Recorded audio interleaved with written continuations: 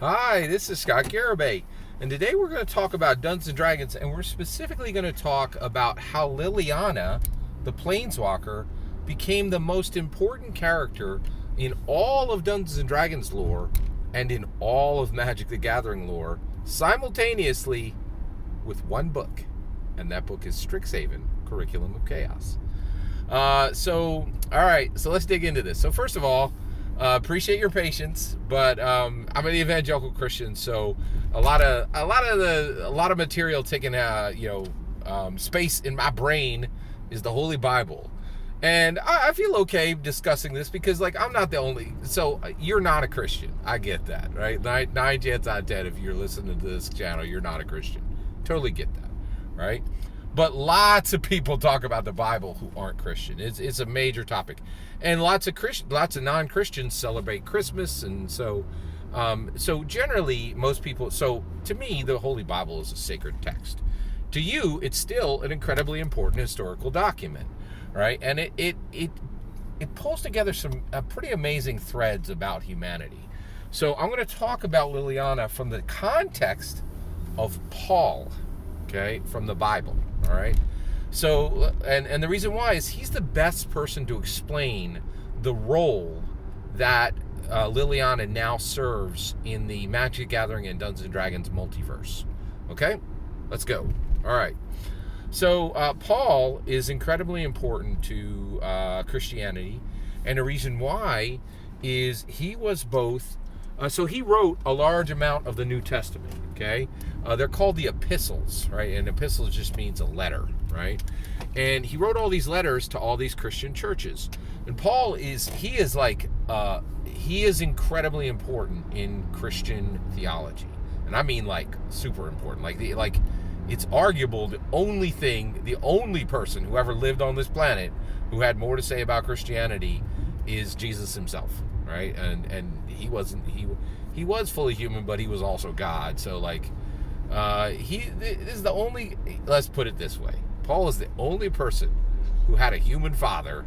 He is the most important person who had a human father when it comes to Christian theology. Right, he is absolutely massively important because he wrote all these books, the epistles, many of the books in the New Testament, and so Paul is super important, and the reason why is he is a powerful link, okay?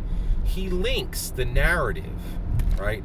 The lore of Jesus Christ across the Jews and the Gentiles, okay?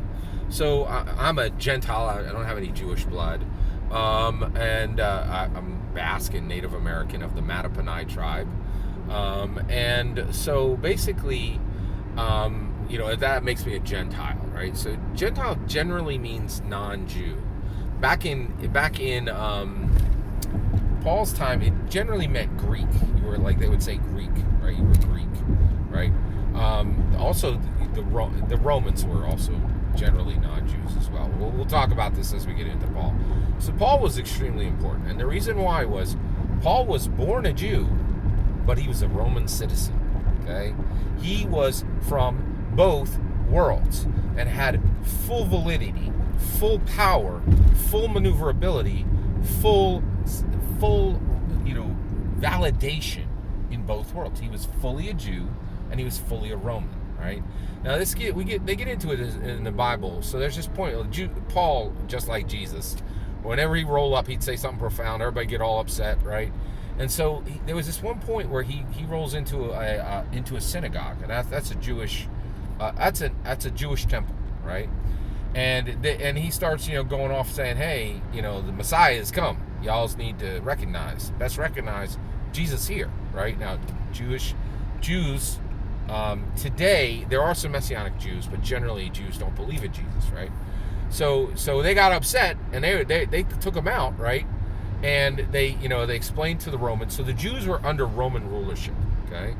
And the Jews, so the Jews are under Roman rulership. They pull them out of the synagogue, and they're like, "Hey, you Romans, this dude's busting up our peace, right?" And the Romans like, "Nah, no problem. Hey, we'll whip this Jew for you."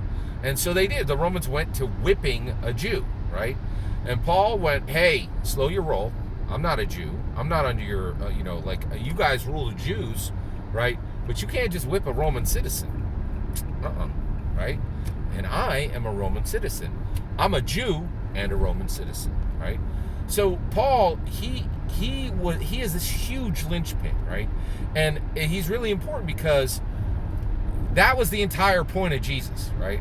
Before Jesus, God was like, hey, I'm down with the Jews, but everybody else can go kick rocks, right? Like, you're my special people. I have and if you follow these laws, you good with me and you can come to heaven, right? And then Jesus came and he's like, hey, all y'all sinners, Gentiles and Jews, right? And both the Jews and the Gentiles crucified him. They killed him for it, right? Like, killed Jesus. Jesus dies on the cross, right? He's a perfect sacrifice. And his blood, which is perfect, his life, which is perfect, he can stand in front of God and say, okay, God, I died as a human. Give me that judgment. And God's like, oh, bet, you're perfect. Everything's forgiven, right? And Jesus is like, hey, I know I'm clear, but I'm going to give my blood to everybody who asks. And anybody who asks for the blood of Jesus Christ to cover their sins, they're good. They get to go to heaven, just like Jesus, me, right? So here's the thing. And what Paul did was he then came and he said, hey, I see you Sadducees. I see you Pharisees. I'm even one of you, right? I know all the religious talk, but I also roll like a Roman. I merge the worlds of Jew and Gentile, right? And now, salvation is for everybody, not just the Jews. The Jews don't just, follow a bunch of laws. Now everybody comes to the Father through the same method, the blood of Jesus Christ, okay? So Paul is a linchpin, right? He is this powerful bridge between the Jew world and the Gentile world, right? And under Jesus Christ, we all have same value. We all, and Jesus and God counts us as Jews. God counts Gentiles as Jews and says, you're all my favorite children now, right? And I extend mercy to all of you, okay?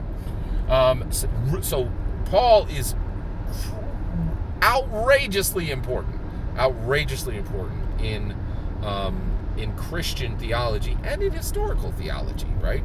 All right, so Paul's important. Liliana is now exactly the same. She is a bridge between the D&D world and the Dungeons and Dragons world, right? Now, this gets really interesting. I am absolutely fascinated with Dungeons and Dragons canon, right? Now, starting with Planeshift, okay, which 6 different Dungeons and Dragons worlds were connected to Dungeons and Dragons through modules. There's 6 of them. I think I can name most of them. Let's get rolling. Dominaria, Kaladesh, Ixalan, Zendikar, and Innistrad. Innistrad, there might be another one in there. So there's a half a dozen Magic the Gathering worlds where they're like, hey, these are fully official canon Magic the Gathering worlds. We're going to write a module so that you can bring them right, so that everything that happens in these worlds can happen in your Dungeons and Dragons games. Whoop! Canon is mixed. Okay? Now it continues forward, right? And get this. So then what happens, and Magic the Gathering has its own canon. Dominaria is its core world, right? And Forgotten Realms is Dungeons and Dragons core world, right?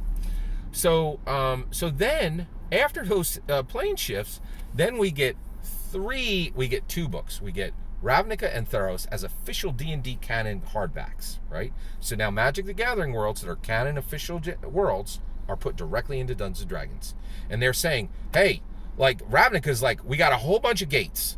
And people from D&D going to roll right up into Ravnica. People from Ravnica are going to roll right up into D&D. Canon mixed, right? Then, as if you were like not like paying attention, they're like, oh, hey, just so you all know, it goes the other way too. We're taking the Forgotten Realms and we're printing it as an official Magic the Gathering card set, right? And so they bring it over and it goes the other way. So all these Magic the Gathering worlds have been connected to Forgotten Realms. Now Forgotten Realms is literally put directly into Magic the Gathering, right? Now this gets interesting, right? So what did they do to make it an official set? Here's what they did to make it official. It uses exactly the same backs as every other every other set that was ever standard. It gets a pre-release, just like every core standard set ever got, right? It has all the same magic sources. Plains, forest, mountain, island, swamp, okay? It's like absolutely nothing about it looks non-canon, right? The Adventures in Forgotten Realms and the Commander Legends Baldur's Gate sets. These are the these are the D&D worlds put directly into Magic the Gathering. But off in this little corner on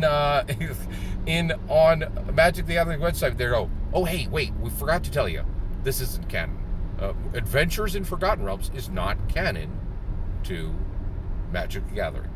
You're like, what? Like, you already made like 15 different magical gates, like, and connected these things and flowed them back and forth through 6 different modules and 3 canon books, right? And then you bring Adventures into Forgotten Realms and you say, hey, this isn't canon, right? But then came Strixhaven. So there was like this little bump in the road where the worlds of Magic the Gathering were not clearly connected to Dungeons and Dragons. But then Strixhaven came. Strixhaven came into Magic the Gathering first, right? And it was a full official canon set. Strixhaven is a canon world in Magic the Gathering, right? Liliana is a professor at Strixhaven. There's a card that says Planeswalker Liliana, Professor Onyx, right? So she is a professor at Strixhaven in the Magic the Gathering set, and then they make that into a canon D&D hardback, right? So Liliana is the Paul of the D&D and the Magic the Gathering world. And then just in case there was any confusion, Liliana, so they tell you in the book, hey, this Strixhaven world, which you saw as a set 6 months ago as an official canon Magic the Gathering set, right, is now a D&D hardback, and here you go. There you go. There's your... And guess what? In case you were wondering, Arcavios, the world that Strixhaven is on, connects to every single D&D realm. So that so that you can play, and they even said it. They're like, so that you can play every existing Dungeons and Dragons race, here's Strixhaven, right? And Liliana goes freely.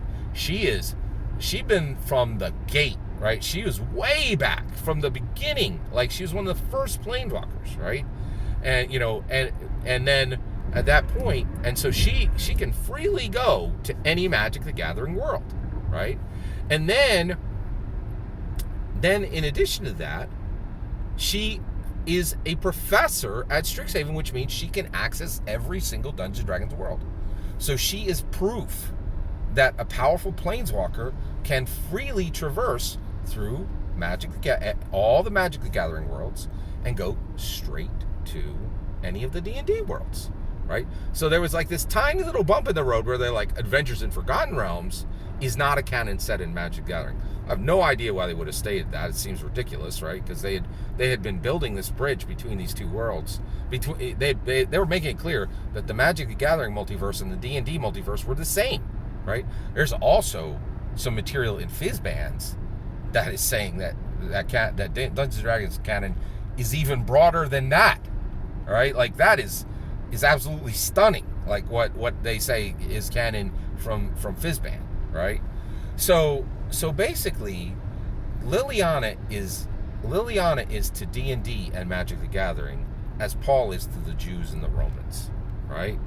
And so basically she makes sure you understand that the Magic the Gathering worlds and the D&D worlds are in the same multiverse. And that is why you will find Liliana transversing between all of them. And that's why you will find the Soul Ring in Dominaria, in Forgotten Realms, right? And in the new Warhammer set. Because these worlds are connected by lore, by narrative, by logic. That is my understanding of everything that's happening right now with Dungeons & Dragons canon, right? And really, when you think about it, Magic the Gathering is really swept into Dungeons & Dragons canon through the bridge that the Magic the Gathering and the D&D design team have been building for 10 years, right? Like, and actually, it might even be long. It might have started the moment Peter Atkinson's thought about buying Wizards of the Coast. It was thought about buying Dungeons and Dragons with Wizards of the Coast, which was like 2-3 years before he even made the purchase, right? I think there was things that were happening then to pull those canon worlds together, right? To pull those worlds together by canon, right? To pull those worlds together by narrative and lore, right? That is my understanding of canon. But if you look at the narrative, the logic, and the lore, right? Liliana is proof that any character, any location, any object, any relationship, any event can span across the Magic the Gathering worlds and the Dungeons and Dragons worlds, right? And so it's not simple, but hey, this is Scott Garabay's channel. We don't deal with simple here, right? It is complex, but in my opinion, Liliana is the strongest narrative, logical lore link to make sure that you understand every single thing that ever got printed on a Magic the Gathering card can end up in the D&D world, and every single thing that ever got printed on a D&D page can end up in the Magic the Gathering world. All that's my humble opinion. I'd love to hear yours. Let me know in the comments below, and if there's anything, right, about D&D and Magic the Gathering canon and how they link, I'd love to hear it. I would love to hear it. Like, this is my new jam. Well, I'm very interested in this subject. All that's my humble opinion. I'd love to hear yours. Let me know in the comments below. Please consider subscribing. Have a wonderful millennium.